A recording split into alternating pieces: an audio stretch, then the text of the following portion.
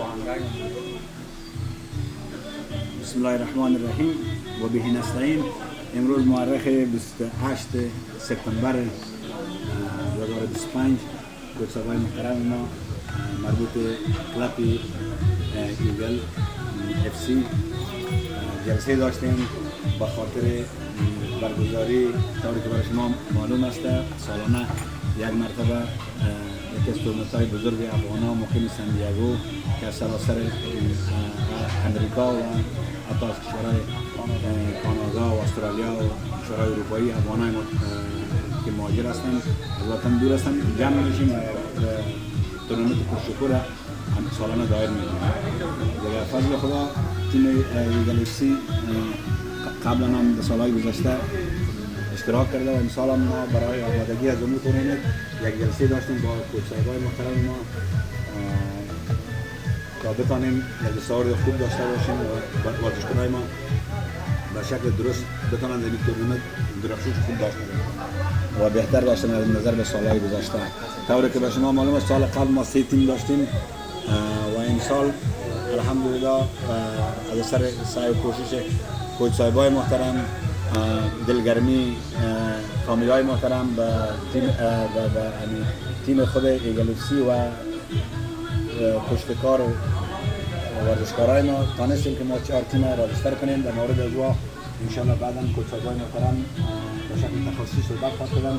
دیگه جلسه خوبی داشتیم انشاءالله که با فضل خدا بعد ماه بعد در میدان سبز خواهد دیدیم.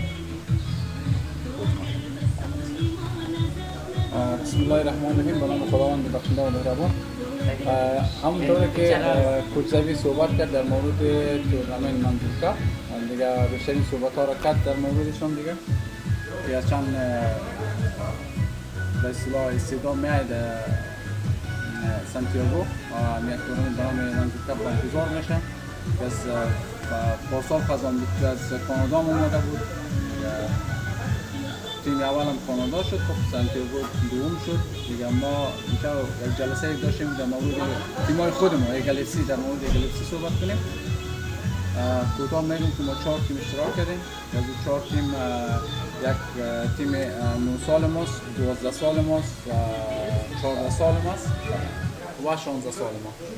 4 تیم ما اشتراک کردیم. انشالله که بتونیم یک دستاورد خوب داشته باشیم در مورد این بازی و همچون یک بازی خوب شود برای رشد جوانان، جوانان، اطفال خیلی خوب است.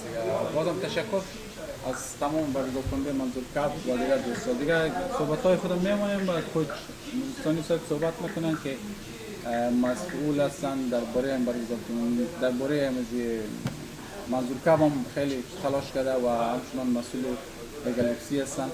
دیگه میتونن صحبت‌های خود کنن که زحمت‌های خیلی زیاد میکشه بخصوص در مورد جوانان، اطفال. دیگه انشالله که خودشون صحبت میکنن و در این موضوع توضیحات میکنن. تشکر صاحب رحیم. لکه څرنګه چې زموږ کوچ صاحبانو خبرې وکړه د منظور کاپ په هکله او نن موږ هم خپل نهایي کوم ترتیبات چې و منظور کاپ دپاره خپل ټیمونو اعلان وکړه او کوچ صاحب احمدي، کوچ صاحب عاشقان او کوچ صاحب اسیب دلته حضور لري. نو په دې اساس زه غواړم چې د ایګل اف سی ټیمونو په هکله انشاءالله ښه امادګیانې لرو. پوهېږو چې نور ټیمونه به هم امادګیانې لري، ولې زموږ ټیم هم پوره وړتیا لري چې انشاءالله دا پیره منظور کاپ خپل ایج کې کاپونه راوړي او ضمن کې خپل کوچ صاحبان هم ډېر زیات منندوی یم چې همیشه زموږ په شاګردانو روزنه کې ډېر ښه وړتیا او خپل استعدادونه ښودلي دی. نو الحمدلله همغه نتیجه ده چې تر دې وخت پورې شاګردان یو مرحلې ته رسېدلي دی. د فوټبال سیالۍ دپاره به پوره چمتووالی لرو.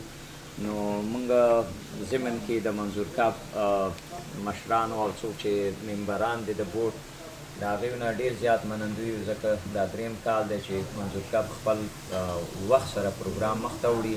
د افغانانو د خوشحالۍ او یووالي دپاره یو ستر ګام دی. نو ایګل اف سی هم د ټولو په نمایندګي د هغوی نه منندوی دی او مننه کوي چې دغه پروګرام څه کالې هم انشاءالله ډیر ښه په شانداره سره تر سره ورسیږي.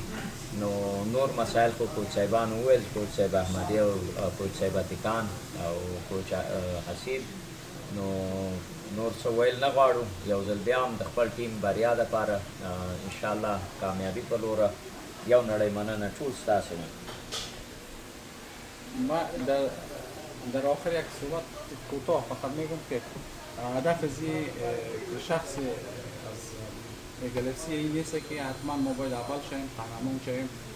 دیگه ما کوشش تلاش رو میکنیم، فقط استعدادیابی است که بتونیم از هر تیم، اگر بتونیم یک تیم خوب در سطح سانتیاگو بتونیم خیلی خوب است.